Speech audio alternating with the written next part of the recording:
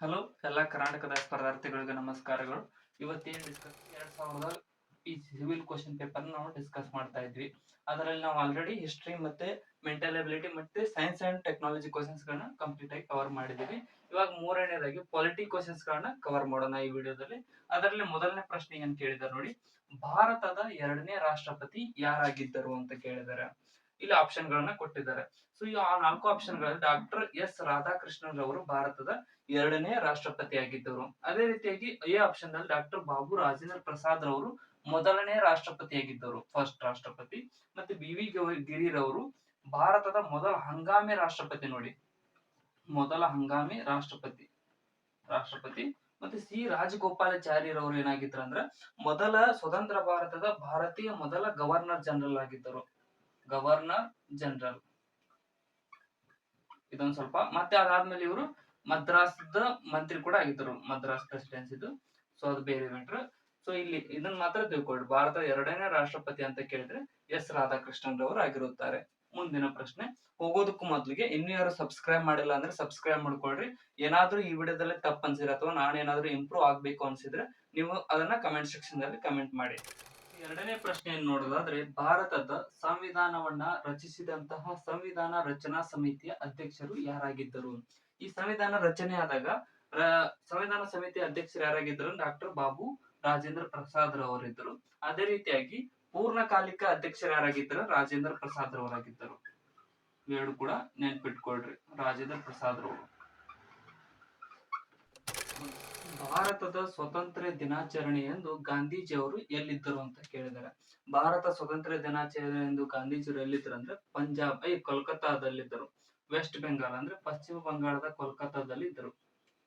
ಯಾಕಪ್ಪ ಕೋಲ್ಕತ್ತಾದಲ್ಲಿದ್ದರು ಅಂದ್ರೆ ಪಶ್ಚಿಮ ಬಂಗಾಳ.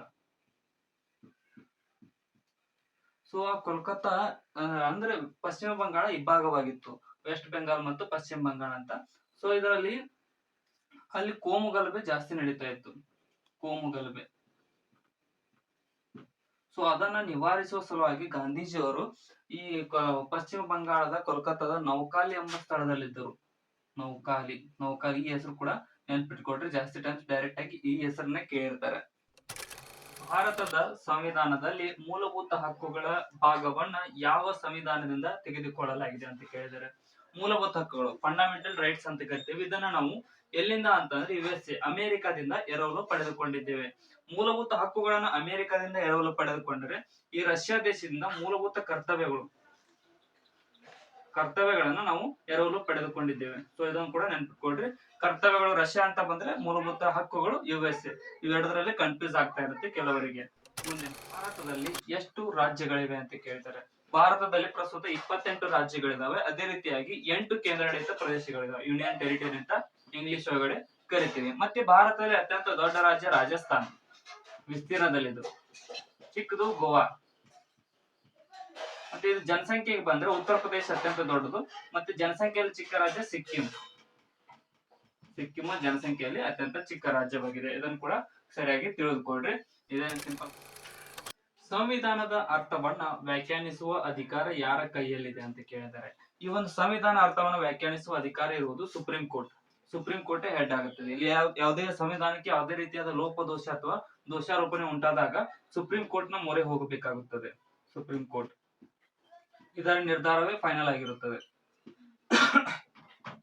ಮತ್ತೆ ಈ ಸುಪ್ರೀಂ ಕೋರ್ಟ್ ಅಲ್ಲಿ ಟೋಟಲ್ 33 + 1 ನ್ಯಾಯಾಧೀಶರು ಇರುತ್ತಾರೆ. 34 ಟೋಟಲ್ ಆಗಿ 34 ಇರ್ಬೇಕಂತ ಇದೆ. ಇವರನ್ನ ಕೊಲಿಜಿಯಂ ಸಿಸ್ಟಮ್ ನೋಡಿ, ಕೊಲಿಜಿಯಂ ಸಿಸ್ಟಮ್ ಅನ್ನುವಂತಹ ಒಂದು ಆಯ್ಕೆ ವಿಧಾನದಿಂದ ಇವರನ್ನ ಆಯ್ದುಕೊಳ್ಳಲಾಗುತ್ತದೆ.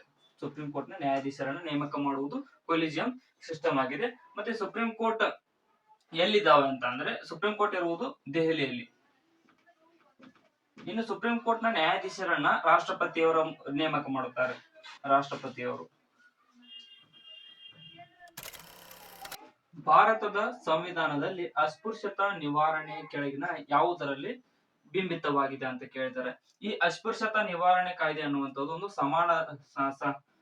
ಸಮಾನತೆ ಹಕ್ಕಾಗಿರುತ್ತದೆ. ಸೊ ಇದು ಎದರಲ್ಲಿ ಬರುತ್ತೆ ಅಂದ್ರೆ ಸಮಾನತೆ ಹಕ್ಕಿನಲ್ಲಿ ಬರುತ್ತದೆ. ಈ ಸಮಾನತೆ ಹಕ್ಕು 14ರಿಂದ 18ನೇ ವಿಧಿಗಳಲ್ಲಿ ಅಡಕವಾಗಿದೆ.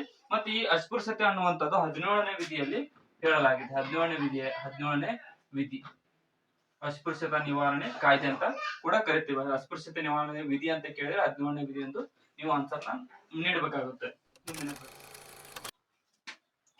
ಭಾರತದ ಸಂವಿಧಾನದ ಮೂಲಭೂತ ಅಂಶಗಳನ್ನ ಸರ್ವೋಚ್ಚ ನ್ಯಾಯಾಲಯವು ಕೆಳಗಿನ ಯಾವ ಅಂಶಗಳಲ್ಲಿ ಪ್ರತಿಪಾದಿಸಿದೆ ಅಂತ ಕೇಳಿದರೆ, ಈ ಒಂದು ನಮ್ಮ ಭಾರತ ಸಂವಿಧಾನ ಮೂಲ ಸಂವಿಧಾನ ಇತ್ತು.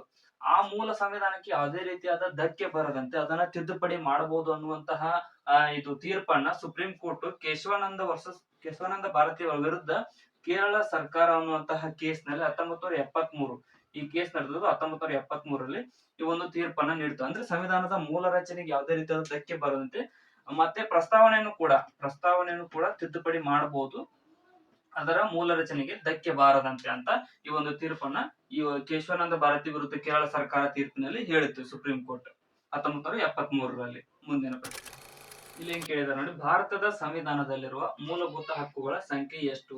ನಾವು ಸಣ್ಣವರಿದ್ದಾಗಿಂದ ಕಲ್ತಾ ಬರ್ತಾ ಇದೀವಿ. ಎಷ್ಟು ಅಂದ್ರೆ 6 ಮೂಲಭೂತ ಹಕ್ಕುಗಳಿದಾವೆ ಅಂತ. ಸೊ ಬಟ್ ಏನಿತ್ತಂದ್ರೆ 31ನೇ ವಿಧಿಯಲ್ಲಿ ಈ ಒಂದು ಆಸ್ತಿ ಹಕ್ಕು ಅಂತ ಇತ್ತು.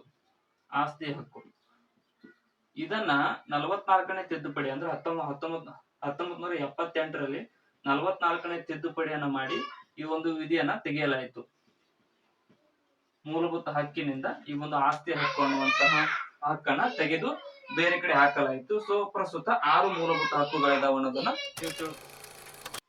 ಭಾರತದ ಸಂವಿಧಾನದಲ್ಲಿರುವ ಮೂಲಭೂತ ಕರ್ತವ್ಯಗಳನ್ನ ಯಾವ ತಿದ್ದುಪಡಿಯ ಮೂಲಕ ಜಾರಿಗೆ ತರಲಾಯಿತು ಅಂತ ಕೇಳಿದರೆ, ಈ ಒಂದು ಮೂಲಭೂತ ಕರ್ತವ್ಯಗಳನ್ನ ಇಂಗ್ಲಿಷ್ ಒಳಗಡೆ ಫಂಡಮೆಂಟಲ್ ಡ್ಯೂಟೀಸ್ ಅಂತ ಕರಿತೇವೆ. ಇದು ಮೂಲ ಸಂವಿಧಾನದಲ್ಲಿ ಅಡಕವಾಗಿರ್ಲಿಲ್ಲ. ಇದನ್ನ ನಾವು ರಷ್ಯಾ ದೇಶದಿಂದ ಎರವಲು ಪಡೆದುಕೊಂಡಿದ್ದೇವೆ.